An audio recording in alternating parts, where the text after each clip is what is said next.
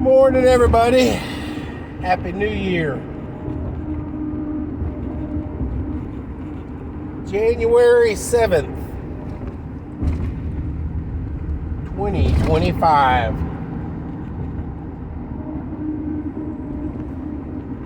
Hello, all you happy people.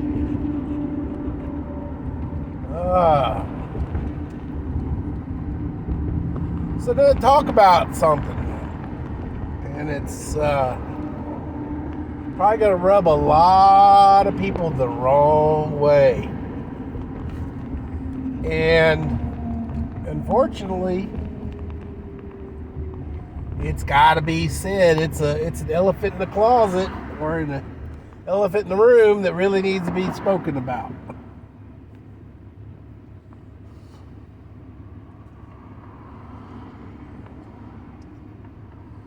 Jesus, in his teachings, warned his disciples that once they took up their cross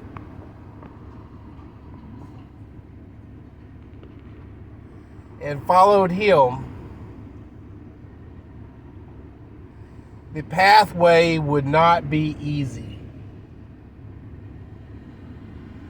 And I'm pretty sure that most of the disciples of the time probably did not understand the lengths and depths of what he was warning them about. Because following Jesus was meant that, not even he would be spared the wrath of man and be spared death, as well as humiliation and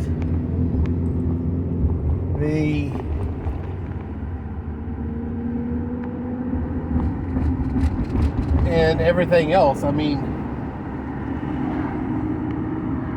to the point where all of the apostles, all 12, were put to death in some pretty horrible ways. And even post-apostles, early Christians were persecuted. And, thinking that, hey, if we start killing Christians and stuff like that, we'll break them up and stuff like that. No, it actually became almost a badge of honor to be martyred as a Christian in the early church and such. To die for your faith. And so on and so forth. And as such, I mean, once, Christianity and stuff was legalized, I mean, the persecution still was there, and so on and so forth, but not quite so much. Unfortunately,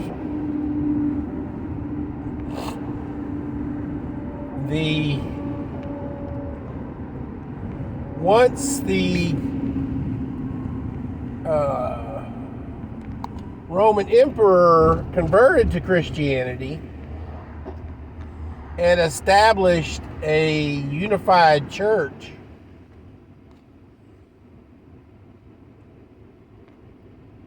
And so forth and so forth. You know, it actually went from, a country to that country morphed into the church. I mean, we've got Vatican City. That was actually a city in Rome at one time.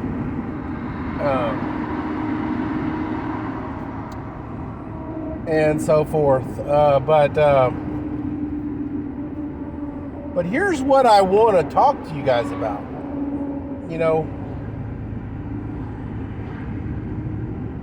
We have it pretty good here in America. But, we do send our missions out, and they, struggle sometimes to deliver the word. You don't hear about it so much, in earlier times. We would send missions to, third world countries, and our missions would actually, be killed and stuff like that as intruders and stuff like that into these backwater countries and civilizations. But we really don't have a lot of opportunity so much to be martyred. And so what kind of badges of honor do you get as a modern day Christian? Well, you don't really do it for a badge of honor or anything else like that. Your rewards, of course, are in heaven, not here on earth. But let's take that thought pattern of people in the early church being so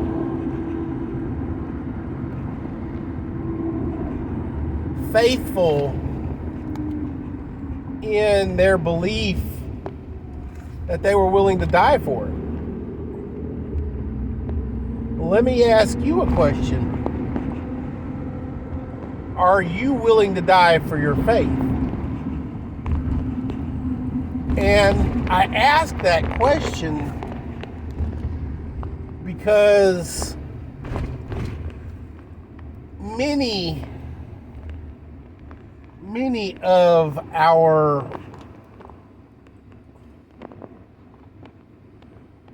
religious leaders and stuff do say we are in the final days before the second coming.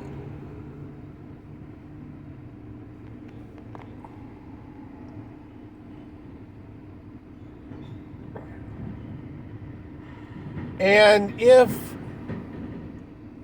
the second coming does happen, I am very, very sorry for those of you who have become laxed Christians, or not necessarily lax Christians, but Christians who are,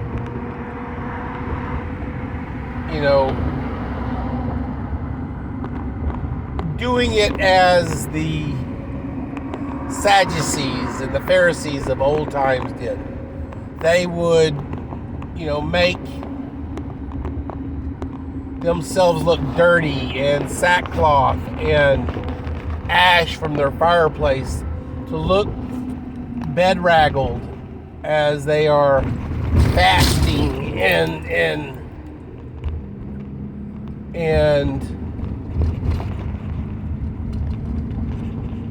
things like that. They would pray in the open. They would make a big pageantry of their prayers, and they would, anything they would do in the name of God, in the name of worship, was made very pageant-like, and a big spectacle was made.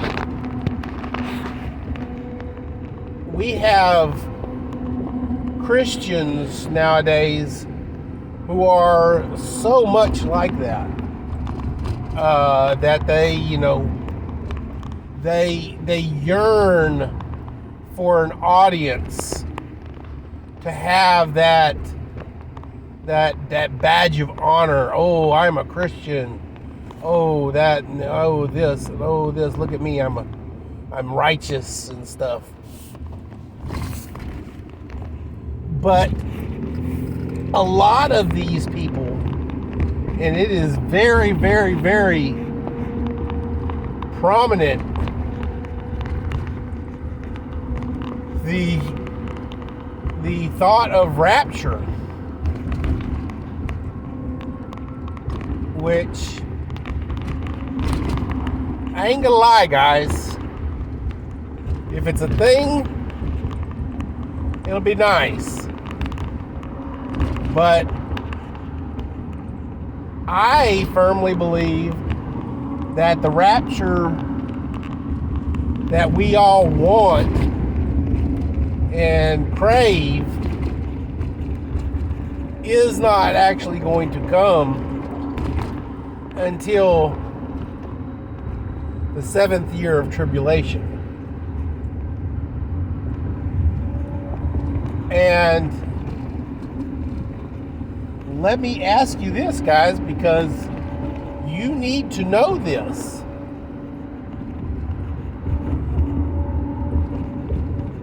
If tribulation does happen and the mark of the beast does, come forth, you will not be able to purchase goods or do business on this planet without that mark. And as such,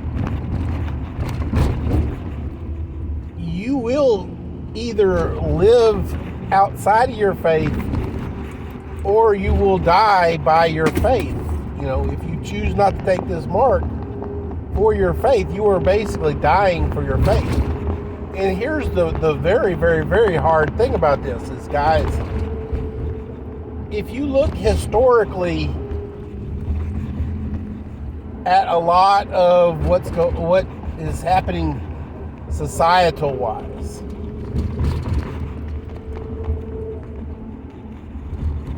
men in healthy families, do you die for your religion or do you live for your family? What is more important to you? Your afterlife or your family that you have here on earth? I mean, you're going to be asked that, guys. Your spouse is going to look to you as a leader and is going to say to you, we have no way to get food. We have no way to get resources to live, to get medicine or anything like that, because we don't have the mark, because we are Christians. You will be asked by your spouse to become the spiritual leader, or not necessarily the spiritual leader, but the physical leader of the household, and take it for the team. It's gonna happen.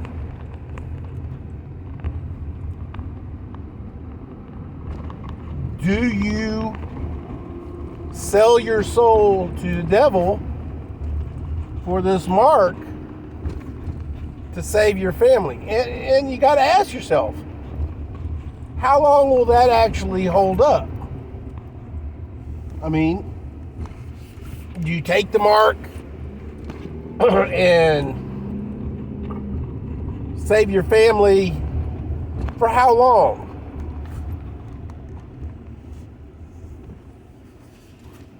It's not going to be a slam dunk situation. You're going to be asked to do this, and unfortunately there is no, oh, well, my wife and daughter or my wife and kids are all dead now, and they didn't take the mark, so they're all going to heaven. What are you going to do? You've already sold it to the devil.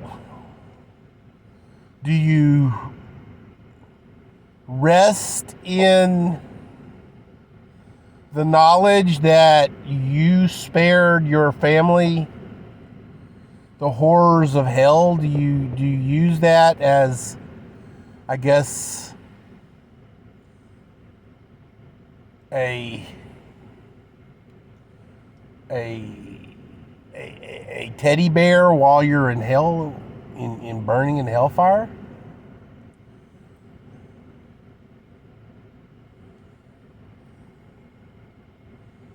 Guys, ladies, gentlemen, boys and girls, children of all ages,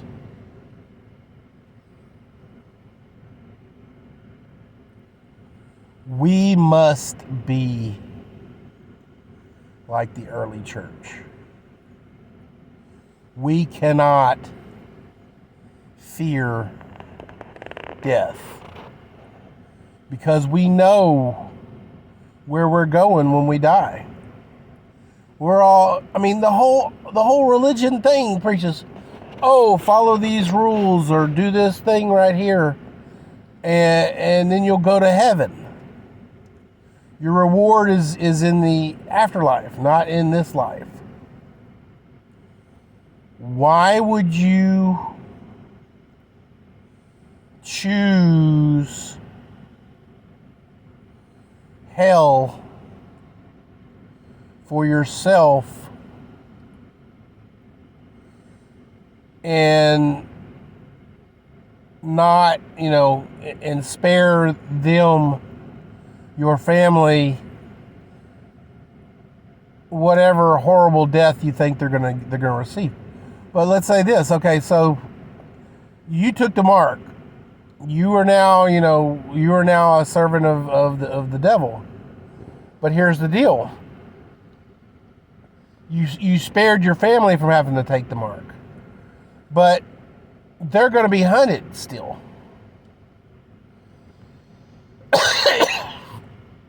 You're going to now be, marked.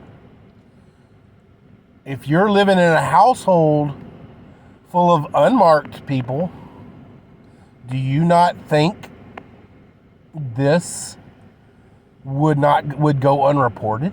No. We've got people, in the days of Prohibition, going off and hanging out with speakeasies and stuff like that, and getting narked on. With today's technology, do you not think that receiving the mark of the beast would not include some kind of geolocator? Would not include some kind of tracker on your accounts and stuff like that? Do you not think that they would not see that Bob is buying enough groceries now for a family of 6 instead of just, Hungry Man dinners and, Hot Pockets for himself? No. Guys, they're going to hunt down. We're going to be asked to take the mark to feed our family. And unfortunately, that same mark that is supposed to feed your family is going to be a tattletale on the family that you think you're saving. And the shit is, guys, they're going to get hunted, they're going to get tortured, they're going to get killed. And if they didn't take the mark, then they're going to go to heaven. You trying to be the noble leader of the household, taking the mark, you're going to roast in hell.